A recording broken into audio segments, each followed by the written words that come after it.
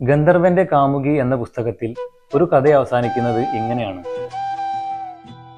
തിടുക്കത്തിൽ അവൾ അഴിച്ചിട്ട വസ്ത്രങ്ങൾ എടുത്ത് ധരിച്ചു. പോകാനായി ഒരുങ്ങവേ അവളുടെ കയ്യിൽ പിടിച്ച് ഞാൻ ചോദിച്ചു, പെണ്ണെ, ഇനി എന്നാണ്? മൗനമായിരുന്നു അതിനുള്ള മറുപടി. ആ ചുണ്ടുകൾ അപ്പോഴും വിറകൊള്ളുന്നുണ്ടായിരുന്നു. പോവുകയാണോ? ഇനി കാണുമോ എന്ന് പോലും അറിയില്ല. നിന്റെ പേരെന്താണ്? അവൾ ഒന്നും മിണ്ടിയില്ല. അവൾ ചുറ്റിലും കണ്ണോടിച്ചു. മേശപ്പുറത്തുള്ള നീലച്ചട്ടയുള്ള പുസ്തകം തുറന്ന ശേഷം അതിലെന്തോ കുറിച്ചിട്ടു. വാടിയ വയലറ്റ് പൂക്കളെടുത്ത് അതിന് മുകളിലായി വെച്ചു. ശേഷം അവൾ ഒന്നും മിണ്ടാതെ ഇറങ്ങിപ്പോയി.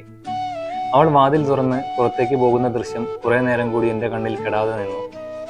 മൗനം തളം കെട്ടി നിന്ന ആ മുറിയിലേക്ക് ഇരച്ചു വന്ന കാറ്റ് ആ നീലപുഷ്പങ്ങളെ തഴുകി താഴേക്കിട്ടു.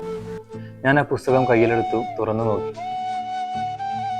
മരണം വരെ ഓർത്തിരിക്കാനെന്നോണം നോട്ടുകെട്ടുകൾ കൊണ്ടല്ലാത്ത ഒരു രാത്രി എനിക്ക് സമ്മാനിച്ചത് ഞാൻ നിങ്ങളോട് നന്ദി പറയുന്നു. എന്ന് സ്വന്തം.